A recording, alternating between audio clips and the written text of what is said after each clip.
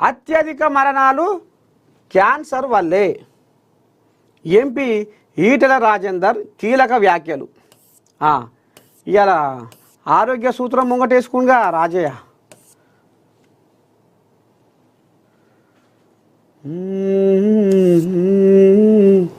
ఏదిరా ఇదే అత్యధిక మరణాలు క్యాన్సర్ వల్లే. ఎంపీ ఈటెల రాజేందర్ కీలక వ్యాఖ్యలు.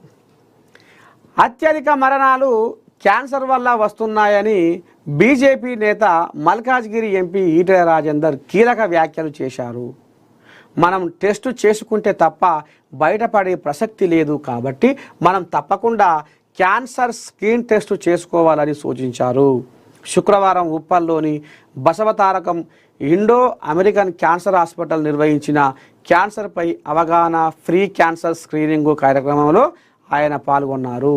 ఈ సందర్భంగా ఎంపీ ఈటెల మాట్లాడుతూ, నేను హెల్త్ మినిస్టర్గా ఉన్నప్పుడు కరోనా టైం కాబట్టి సంపూర్ణంగా పనిచేసే అవకాశం లేకపోయిందని తెలిపారు.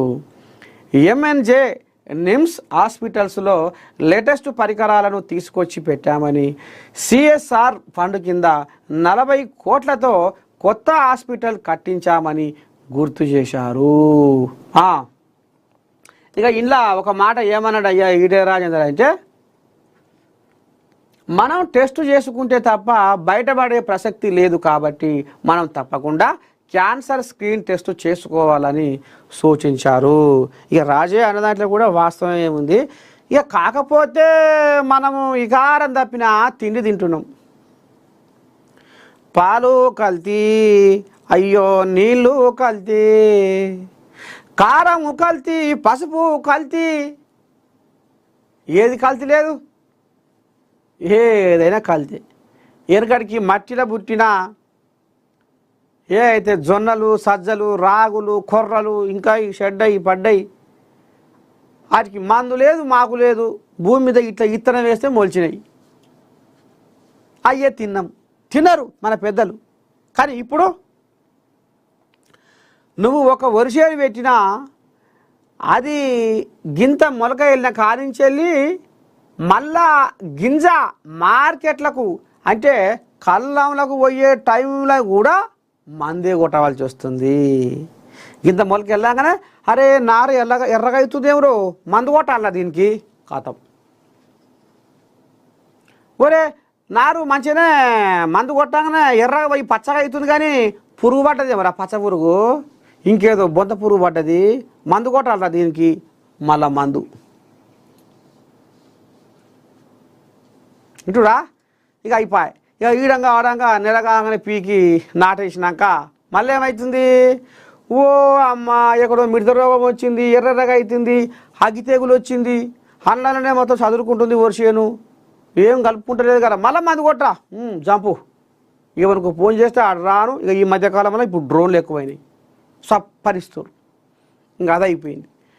పొట్టలకు వచ్చినాక అరే ఇది ఊస తిరుగుతుందేమ్రా, ఓ కర్రా మొత్తం పాలు తాగుతలేదుగా, తెల్లగా అవుతుందిగా, అయితే లోపల దీనికి పొట్టల పురుగుందిరా, మళ్ళీ మందు కొట్టరా, మళ్ళీ జంపు. అయిపోయింది.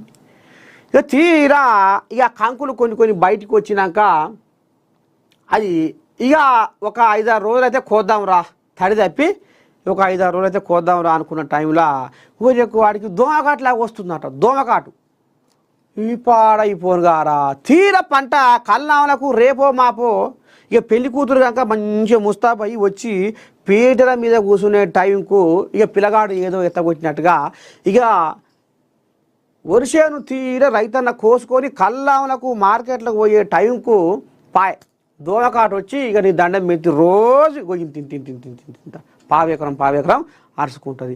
దోమకాటు వచ్చిందిరా, లేకపోతే ఈ గింజలు మొత్తం తాళ అయితే అని మళ్ళా మందు. ఇట్లా ఇక కూరగాయల తోటలకు మందులు, వరిసేనులకు మందులు, ఏ పంట చేసుకున్నా మందులే. మరి ఎట్లా? మందుల కూడా ఎరా మాయల రోగాలు దాపాయరా, మందుల కూడా ఎరా మాయల రోగాలు దాపాయరా, మందుల కూడా ఎరా. ఇక ఇప్పుడు ఈ నడుమ పాలల్లో కూడా ఏ రకంగా కల్తీ చేస్తుర్రో మనం కొన్నిసార్లు చెప్పుకున్నాం కూడా. అలా ఏదో పౌడర్లు కలిపి ఇంకా ఏదో కలిపి పట్నం హైదరాబాదులో ఒక 4 లీటర్ల పాలు ఇక ప్యాకెట్ల పాలకు రాగానే 8 లీటర్ల పాలు అవుతున్నాయి. ఏం కలుపుతుర్రో అన్యం పుణ్యం భగవంతునికి ఎరక. ఇక కారంలో ఇంకేదో కలుపుతారట. మేము కారం కొడుతున్నాం అని ప్యాకెట్లల్లో సీల్ చేసి ఏం కలిపి పాడవుతుర్రో అందులో కారంలో కలితే, పసుపులో కలితే, ఉప్పులో కలితే, పప్పులో కలితే, అన్నిట్లలో కలితే. ఆఖరక ఈ బియ్యం కూడా ప్లాస్టిక్ బియ్యం కూడా కల్తీ చేస్తారు ఇప్పటికి కూడా. కానీ ఇది దొరకబట్టాలనులా ఇది నాకు మతలబ్ అంది. సర్కారు దవాఖాన్లల్లో అక్కడక్కడ గుసగుస పొక్కుతుంది. ఇంకా ఇది ప్రచారం బాగా కానట్టుంది. నా చెవులో పడ్డది. ప్లాస్టిక్ బియ్యము రోగులకు వండి పెడుతుర్రు అనేది కూడా గుసగుస బయటకు వస్తుంది. ఇది బయటికి తీయాలి. ఓనాడు పోతా ఏదన్నా ఓ సర్కారు దవాఖాన పోయి కథ బండారం గుంజాలి. ఎందుకంటే జనాల పానాలతో వీళ్ళు చెలగాటం ఆడుతున్నారు. ఈ రకంగా అవుతుంది కాబట్టి మాయ రోగాలు దాపురం అవుతున్నాయి. ఇక ఈ మూసి పరివాహక ప్రాంతంలో ఉన్నటువంటి ఏదైతే భూములు ఉన్నాయో జాగలు పంటలు పండేటివి, ఇక నీ దండం పెట్టి పట్నం హైదరాబాద్ గదరంతా వీటికి తోడు కెమికల్ ఫ్యాక్టరీల గదరంతా ఇప్పుడు మూసిల్లే కలుస్తుంది. ఈ సుందరీకరణ చేయవలసిందే. కానీ ఇంకెప్పుడు చేస్తారో కానీ ఈ గదరు ఈ కెమికల్ వాటర్ తోటి ఏవైతే పంట పొలాల మీద పోతున్నాయో, పంట పొలాలు వారుతున్నాయో వీటితోటి కూడా సర్ర రోగాలు వస్తున్నాయి. క్యాన్సర్ బీమార్లకు దారి తీస్తున్నాయి. కిడ్నీల మీద దెబ్బ పడుతున్నది. రకరకాల బీమార్లు, కొత్త బీమార్లు వస్తున్నాయి. మరి ఎట్లయితుందో ఏమవుతుందో కానీ మొత్తానికైతే మందుల కూడుతోటి మాయ రోగాలు వస్తున్నాయి అనేది అక్షరాల సత్యం. అందుకనే ఇక ఈడే రాజే అన్నట్టుండు. అందుకనే మనం తెలియకుంటేనే మన శరీరంలో పుట్టెడు రోగాలు ఉన్నాయి. అది ఎప్పుడు బయటపడాలనో అప్పుడు బయటపడుతుంది ముదిరినాక.